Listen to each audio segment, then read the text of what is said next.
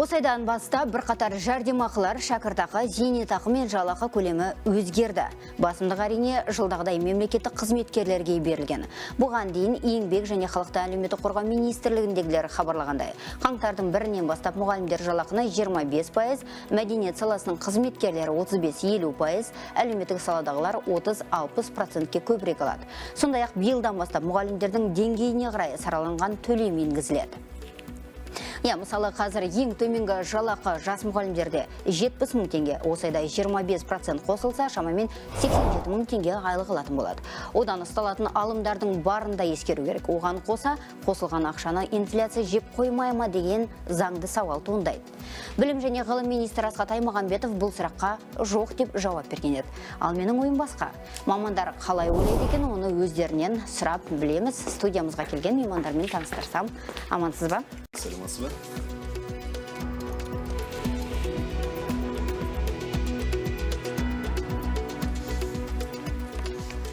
Таныстырып өтейін, Қайрақбай Жанабеков, Кәсіподақтар Федерациясы төрағасының орынбасары, және Алматыдағы студиямыздан экономист Меруерт Махмутова сәлден соң қатарымызға қосылады. Қайрақбай аға, енді сізбен сұхбатты бастамас бұрын мына бір сұрақты қойғым келіп отыр. Сіздің жалақыңыз соңғы рет қашан көтерілді? Өте өзекті мәселе. Жалпы бұл жаңа айтып жатсыздар да, бұл 2020 жылы еңбек адам үшін өте мардымды жыл болып келе жатыр. Біріншіден жаңа атап өткеніңіздей, 500 мыңға жуық ұстаздардың жалақысы 25%-ға көтеріліп жатыр. 215-ға жуық дәрігерлер мен медбикелер жалақылары 30%-ға, 25 мыңға жуық мәдениет қызметкерлерінің жалақылары 30%-ға көтеріліп жатыр. Бұл өте қуантарлық жағдай. Енді шағын және орта бизнес қызметкерлері әрине бұл кішкене сыртта қалып келе жатыр. Бұл сондықтан да қазіргі бүгінгі күнге дейін салалық келісім шарт әлде жоқ. Біз кәсіподақтың тарапынан бұл сұрақты көтеріп келе жатырмыз. Өйткені еңбек кодексінің 107-ші бабына сәйкес, яғни осы шағын және орта бизнес жеке кәсіпкерлердің, мысалы, және қызметкерлердің жалақысын жалпы бұл еңбек шартында жұмыс берушілердің құзыреттілігінде, яғни ол кісінің экономикалық жағдайына байланысты, яғни бұл жалақысын көтеру мәселесі соның құзыреттілігінде. Енді қазіргі таңда кәсіподақтар бұны қолға алып жатыр. Былтырдан бері шағын және орта бизнес қызметкерлерінің салық кәсіподағын құрған болатынбыз, ынтымақ деп. Осыған байланысты қазір бізде көптеген осы қызметкерлер кәсіподақты ашқаннан сайын, яғни бұл жалақыларын көтеру мысалы қолға алынып жатыр. Неліктен? Өйткені қазіргі таңда жалақыны көтеру еңбек шарты арқылы, болмаса ұжымдық шарт арқылы қолға алынады. Өйткені жыл сайын 8% инфляция болады, сол инфляцияны ұжымдық шарт арқылы қоятын болса, онда жыл сайын сәлді болса да жалақы көтеріледі. Енді былтырдан бері білесіздер, ең төменгі жалақы көрсеткіші 42.500 болғандықтан, яғни содан бастап, яғни әрбір жұмыс беруші ең төмен жоғарылатып жалақысын қояды. Бұл да қазіргі таңдағы ең басты назарда Кәсіподақтар Федерациясында. Осы орайда біз халықтың пікірін білген едік. Жалпы биылғы жылы олардың жалақылары көтерілді ме екен? Соңғы рет қашан артты деген сұрақты қойған еді, қазір бірге тыңдайық. Сіз мемлекеттік қызметкерсіз бе? Иә. Соңғы рет жалақыларыңыз қашан көтерілді? Былтыр көтерілді ғой. Қанша пайызға? Білмеймін қанша пайызды екен. Қашан соңғы рет жалақыларыңыз көтерілді? Біз мұғалімдерміз ғой. Еңбек ақыларымыз соңғы рет көтермеді, енді бастапқыда көтереміз деп медицина саласында айтып жатыр. Көтереді. Неге өте жұмысымызға өте рахмет. Жақсы перзентханада жұмыс жасаймыз. Біздікі от объема зависит, я не слышу. Біраз қосады, қосқанмен барлығы қымбаттайды. Жалақысы аздар, көп қиналады.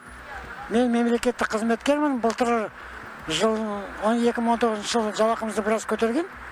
Енді биыл тағы көтереді деген сөз бар. Соған енді үміттеніп отырмыз. Бәрі жақсы болады деп. Жалақымыз енді 19 жылы бізде июнь айында өсті.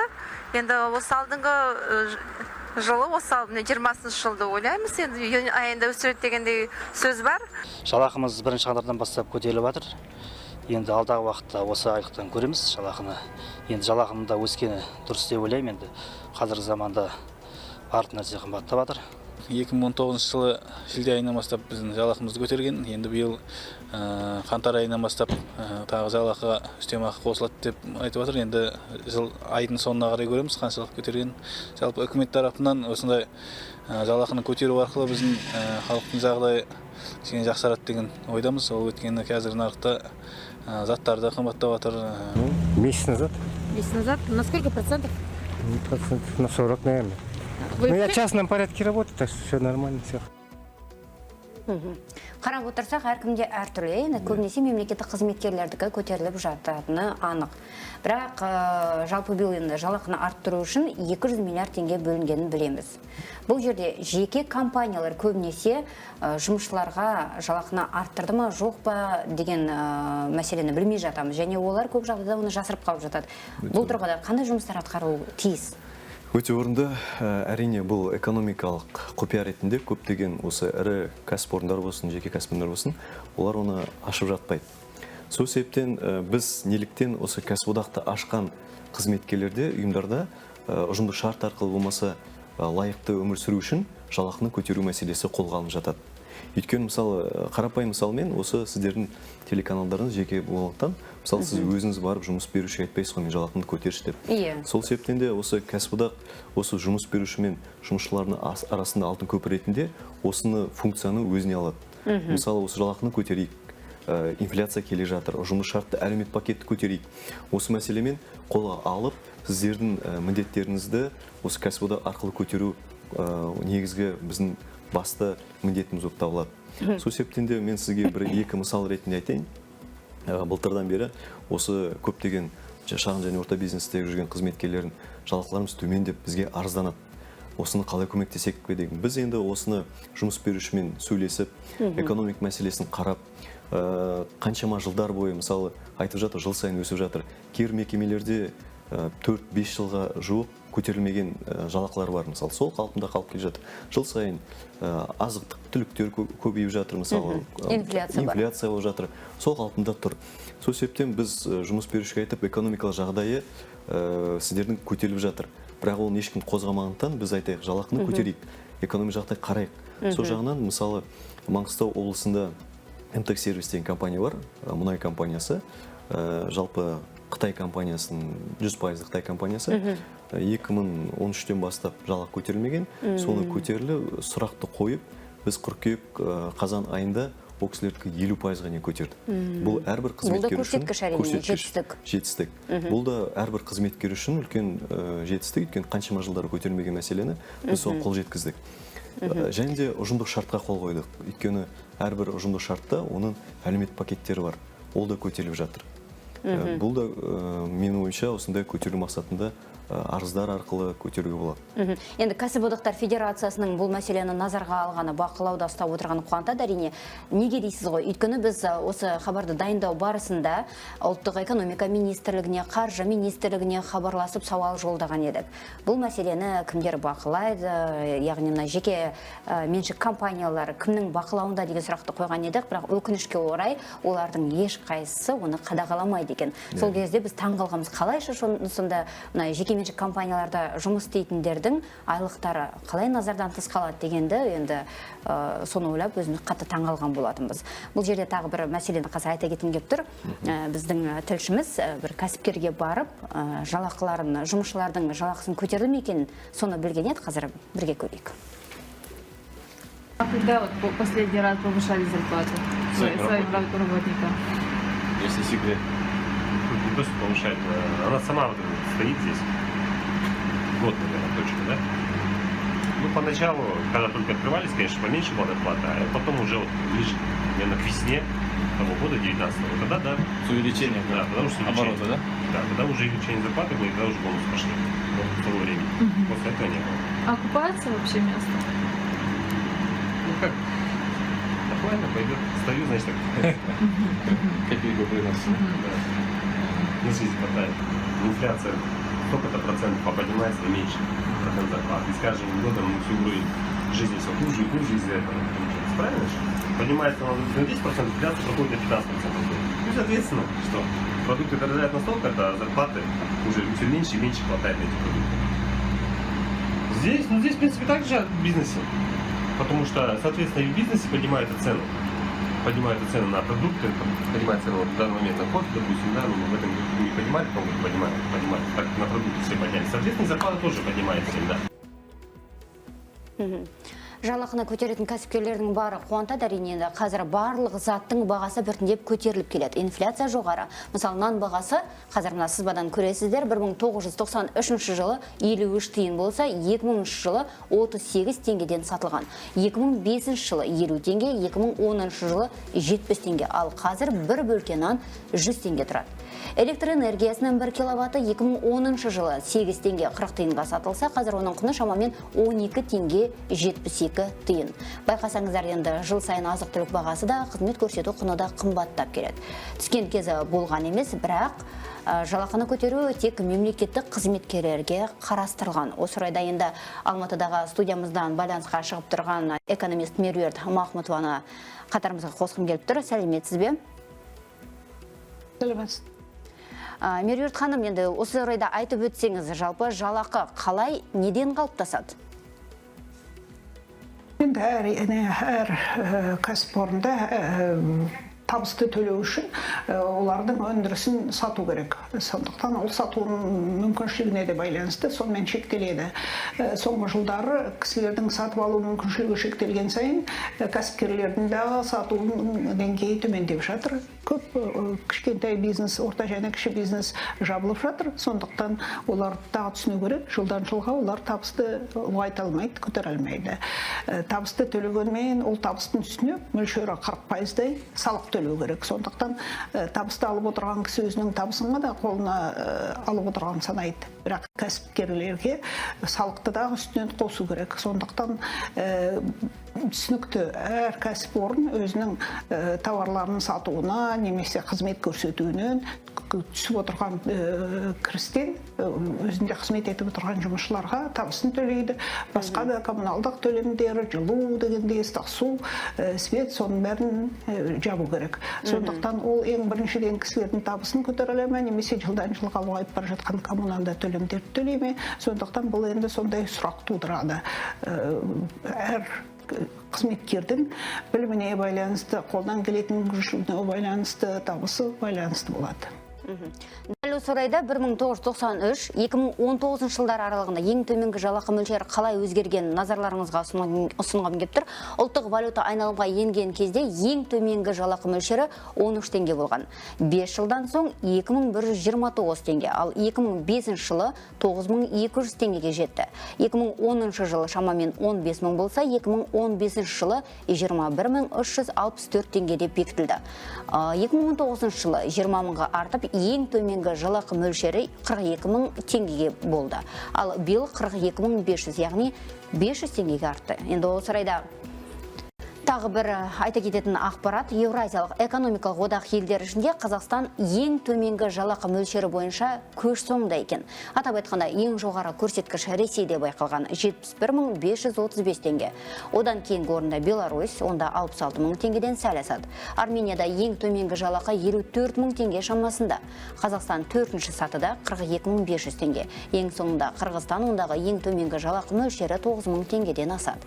Бірақ енді статистикаға сүйенсек, Қазақстан Еуразиялық экономикалық одақ елдері ішінде жалақы өсімі бойынша бәрінен алда келеді. Инфляцияда қалыспайды. Сіздің ойыңыз жайында жалақыны арттыру инфляциядан баяу жүріп жатқан жоқ па, қалай ойлайсыз?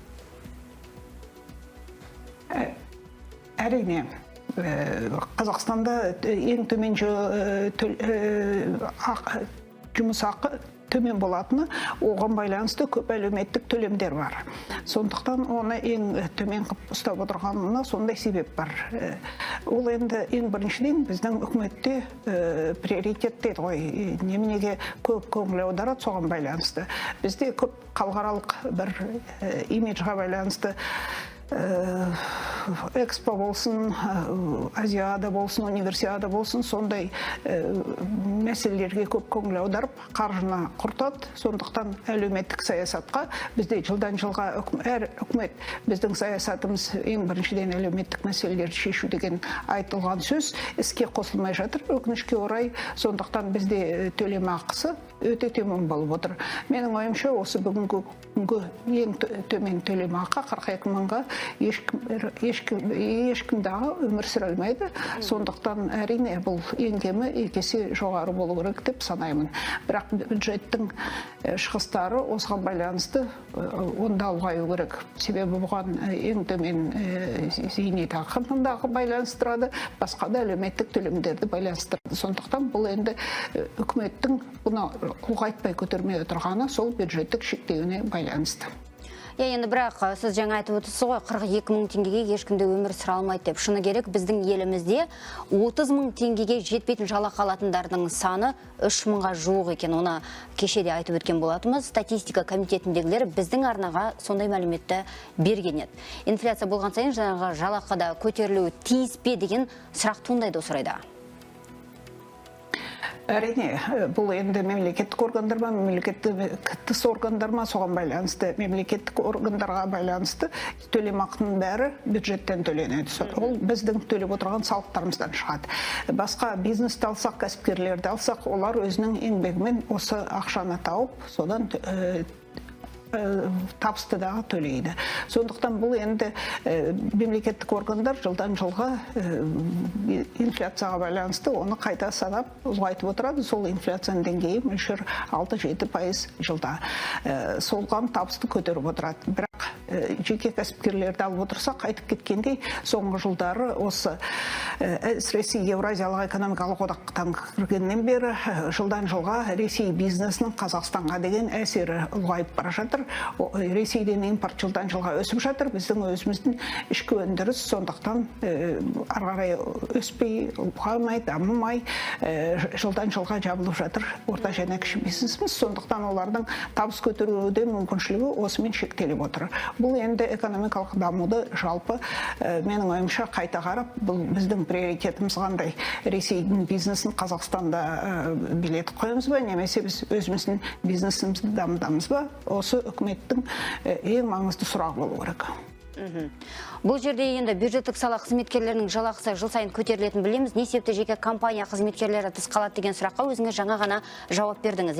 Экономикалық тұрғыда оның қазынаға қандай бір тигізетін шығыны бар ма? Әрине, бұл енді экономикада азаматтардың табысы жоғары болса, олардың сатып алуда мүмкіншілігі зор болады. Сондықтан бұл енді бизнесқа дегенде екі жағынан тіреліп тұр. Bir жағынан бизнес ары қарай да өзінің дамуын шектейді, себебі табыс көтерілмесе, кісілердің сатып алатын да мүмкіншілігі төмен болады. Егер жылдан жылға табысты көтере берсе, бұл енді екі жағынан, бір жағынан азаматтардың сатып алу мүмкіншілігі, екінші жағынан сол бизнестің жоғары төлемақына төлейтін мүмкіншілігі. Сондықтан бұл сұрақ екі жағынан бір-біріне сәйкес болып байланысты болып тұр. Сіздің пікіріңізше еңбек нарығында кімдердің еңбек ақылары көтерілуі тиіс және неге? Әрине, қазір информатизация заманы болғандықтан көп мәселені интернет арқылы шешуге болады. Себебі, мысалы, осыдан 10 жыл бұрын біз факспен пайдаланып жатсақ, қазір оның мүлдем қажеттілігі жоқ. Сондықтан жылдан жылға, былайша айтқанда креативті дейді ғой, мимен, талаппенен табыс табатын азаматтардың мүмкіншілігі зор болады. Былайша айтқанда, қолмен ғана қара жұмыс істейтін жұмыстардың деңгейі төмендей береді.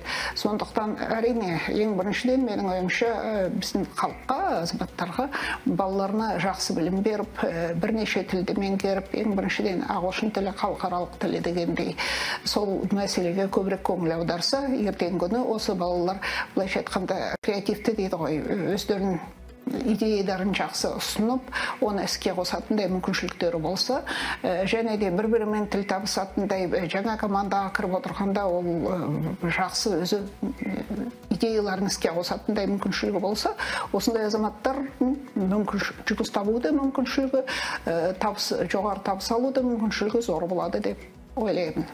Тағы бір соңғы сұрақ қойын, жалпы республика бойынша жалақы нарығына қандай болжам жасауға болады?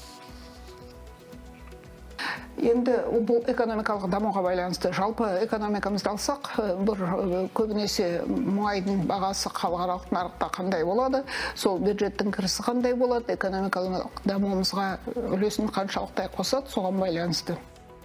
диверсификация деп көп айтқанмен, бірақ әзір экономикамыз осыған жете қоймады. Сондықтан бізде орта және кіші бизнесті дамытпай, біздің экономикамыз тұрақты бола қоймайды. Сондықтан нарық осыған төлемақы нарығы осыған байланысты тікелей. Біздің бизнестің өзінің мүмкіншілігі ахуалы қандай болады, сол ертеңгі күні нарық төлем нарығындағы құрастырады. Түсінікті. Меруерт ханым, студиямызға уақыт бөліп келгеніңіз үшін алғысымды білдіремін. Аман болыңыз. Енді бұған дейін президент Қасым-Жомарт Тоқаев бірқатар қызметкерлердің айлығын көтеруді тапсырғанын білеміз. Осыған сәйкес қаңтар айында маркетинг, қаржы, құрылыс, жылжымайтын мүлік, туризм, қонақ үй бизнесі салалары қызметкерлерінің жалақысы айтарлықтай өседі. Олар айына 2 миллион теңгеге дейін табыс табуы мүмкін. Жеке меншік компанияларда еңбек ететіндердің айлығы 30%-ға артады. Айта кетейік, бүгінде қазақстандықтардың орташа жалақысы ресми статистика келтірген ақпарат 191 мың теңгеден асады. Қараша айындағы жағдай бойынша жоғары жалақы алатындардың үштігіне Атырау облысы, Нұр-Сұлтан мен Маңғыстау облысы кірген. Енді өзіңіз естіп отырсыз, жекеменшік компанияларда істейтіндердің жалақысы 30%-ға дейін артуы мүмкін деген ақпаратты айттық. Қаншалықты шындыққа жанасады деп ойлайсыз? Енді бұл әрбір мекеменің өзінің жағдайына байланысты, экономикалық. Егер мүмкіндігі келіп жатса, әрине оны мүмкіншілік келеді көтеруге. Сондықтан да қазіргі таңнан бастап бізде жаңада алдында айтып өттік қой, бізде орталықтандырған осы күнге дейін келісім шарт болған жоқ. Барлық салаларда бар, мысалы, мұнай қызметкерлер болсын, басқа сала болсын, үш жақты келісім шарт болу керек деп. Осы біз алып жатырмыз, биыл жылдан бастап осы ұлттық экономика министрлігімен бірге осы шағын жалпы бизнес бойынша осы келісім шартты қол қою. Осы келісім шарт арқылы біз әрбір осы шағын және орта бизнес қызметкерлерінің олардың сәл де болса да мысалы инфляциялық 8% болсын или басқа пайыз болсын, осыны көтеру мәселесін қолға алуымыз керек. Екінші мәселе, әрбір мекемеде егерде ұжымдық шарт болса, яғни ұжымдық шарт арқылы біз олардың экономикалық жағдайына байланысты жалақысын көтеріп, лайықты еңбекақы алуына септігін тигіземіз. Енді менің ойымша, сіздердің арқаларыңыздан жеке компанияларда жұмыс істейтін қызметкерлердің жалақысы да биыл артады. Студиямызға келіп сұхбат бергеніңізге мың алғыс. Аман болыңыз. Рахмет сізге.